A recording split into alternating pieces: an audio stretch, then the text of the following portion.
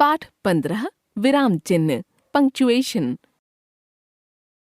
अध्यापिका छात्रा से कह रही है, रुको, उधर बैठो मत, खड़ी रहो। इस वाक्य में कुछ व्यवस्था नहीं है, इसलिए इसका अर्थ समझ में नहीं आ रहा है। हम बातचीत करते समय कभी कभी बात को समझाने तथा उसे प्रभावशाली बनाने के लिए बीच बीच में रुकते हैं। इससे कभी हैरानी होती है तो कभी प्रश्न उठ खड़ा होता है। मौखिक भाषा में अर्थ को स्पष्ट करने के लिए वाक्य के बीच में या अंत में कुछ विराम लिया जाता है। लिखित भाषा में इस विराम को कुछ चिन्हों या संकेतों से दर्शाते हैं, जिन्हें विराम चिन्ह कहते हैं। अलग अलग चिन्ह लगाने से तात्पर्य भी अलग हो जाता है। जैसे ऊपर के वाक्यों में यदि विराम चिन्ह लगाएं तो बात स्पष्ट होती है। अध्यापिका छात्रा से कह रही हैं, रुको, उधर बैठो मत, खड़ी रहो। वाक्य क या रुको, उधर बैठो, मत खड़ी रहो। वाक्य ख। दोनों स्थितियों में अर्थ भिन्न हो रहे हैं।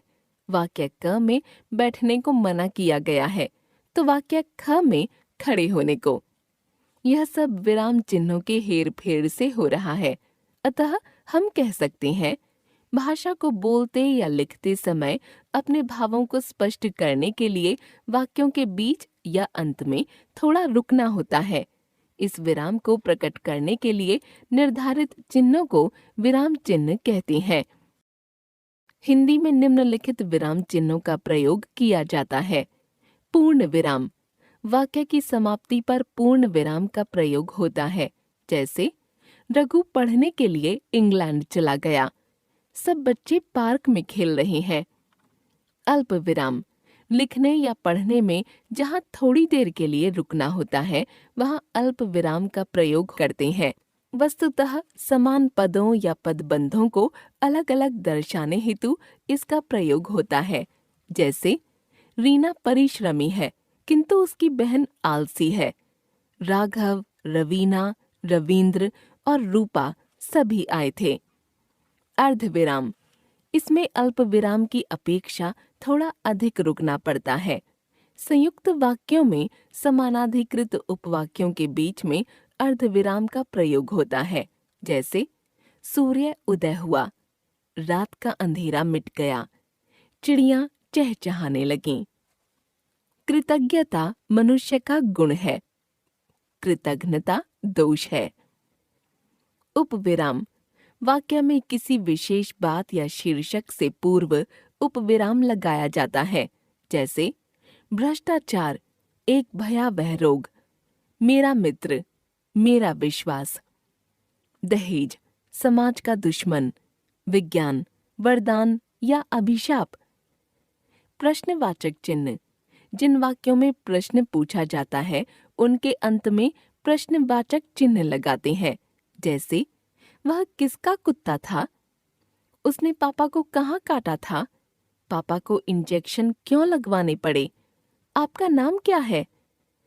विस्मयादि बोधक चिन्ह, आश्चर्य, घृणा, खुशी, दुख आदि को प्रकट करने वाले पदों या संबोधन के बाद विस्मयादि बोधक चिन्ह का प्रयोग होता है। जैसे ओह, सारी फसल बर्बाद हो गई। शाबाश, तुमने बहुत अच्छा काम किया। अरे मीनू, अब बैठ जाओ, कितनी देर खड़ी रहोगी? योजक चिन्ह, तुलना करने, सामासिक पदों या शब्द युग्मों के मध्य योजक चिन्ह का प्रयोग होता है। जैसे तुमने रात दिन मेहनत की, आपसा मित्र नहीं मिला, वह हंसते हंसते लोटपोट हो गया। इसमें 3/4 हिस्सा आपका भी है। निर्देशक चिन्ह, यह योजक चिन्ह से आकार में थोड़ा बड़ा होता है। इसका प्रयोग संवादों, वार्तालापों में नाम के बाद होता है। जैसे रावत, आओ भाई, बड़े दिनों में दिखे। अशोक, हाँ, मैं कुछ महीनों से बाहर गया हुआ था। उद्धरण चिन्ह, ये 2 प्रकार के होते हैं, इकहरे उद्धरण चिन्ह तथा दोहरे उद्धरण चिन्ह। इकहरे उद्धरण चिन्ह, इस चिन्ह का प्रयोग किसी विशेष व्यक्ति अथवा उपनाम ग्रंथ आदि को प्रकट करने के लिए किया जाता है। जैसे रामधारी सिंह दिनकर को राष्ट्र कवि कहा जाता है। रविंद्रनाथ टैगोर को गुरुदेव के नाम से जाना जाता है। गोदान मुंशी प्रेमचंद का प्रसिद्ध उपन्यास है। दोहरे उद्धरण चिन्ह किसी के कथन को ज्यों का त्यों बताने के लिए इसका प्रयोग किया जाता है। जैसे माँ ने कहा, छुट्टी होते ही सीधे घर आ जाना। इंदिरा गांधी ने कहा था, मेरे खून का हर एक कतरा देश के काम आएगा। सुभाष चंद्र बोस ने कहा था, दिल्ली चलो। विवरण चिन्ह सूचना, निर्देश आदि देने के लिए विवरण चिन्ह का प्रयोग होता है। संज्ञा के 3 भेद होते हैं, 1 व्यक्तिवाचक, 2 जातिवाचक, 3 भाववाचक। काल के 3 भेद हैं, 1 वर्तमान काल, 2 भूतकाल, 3 भविष्यत काल। निम्नलिखित प्रश्नों के उत्तर दीजिए। कोष्ठक चिन्ह किसी पद का अर्थ प्रकट करने के लिए या नाटक में पात्र के काम या अवस्था के चित्रण के लिए कोष्ठक चिन्ह का प्रयोग होता है। जैसे वचन के भेदों, एक वचन बहुवचन के विषय में आप जानते हैं। निशा रोते हुए, मेरा कोई अपराध नहीं था। हंस पद चिन्ह इसे त्रुटिपूरक चिन्ह भी कहते हैं। यदि लिखते लिखते कोई अंश छूट जाता है तो उसे हंस पद चिन्ह की सहायता से ऊपर लिख दिया जाता है। जैसे मैंने एक नई कविता लिखी, मेरा नाम सुमित सिंह है। लाघव चिन्ह शब्द को संक्षेप में लिखने के लिए पहला अक्षर लिखकर उसके आगे लाघव चिन्ह का प्रयोग होता है। जैसे प्रोफेसर प्रो, डॉक्टर डॉ, पंडित पंग। एक बार फिर से भाषा को बोलते या लिखते समय अपने भावों को स्पष्ट करने के लिए विराम चिन्हों का प्रयोग किया जाता है। वाक्य की समाप्ति पर पूर्ण विराम का प्रयोग किया जाता है। अल्प विराम की अपेक्षा थोड़ा अधिक रुकने के लिए अर्ध विराम का प्रयोग होता है। अर्ध विराम से थोड़ा कम रुकने के लिए अल्प विराम का प्रयोग होता है। वाक्य में किसी विशेष बात या शीर्षक से पूर्व उपविराम का प्रयोग होता है। प्रश्न पूछने के लिए वाक्य की समाप्ति पर प्रश्नवाचक चिन्ह लगता है।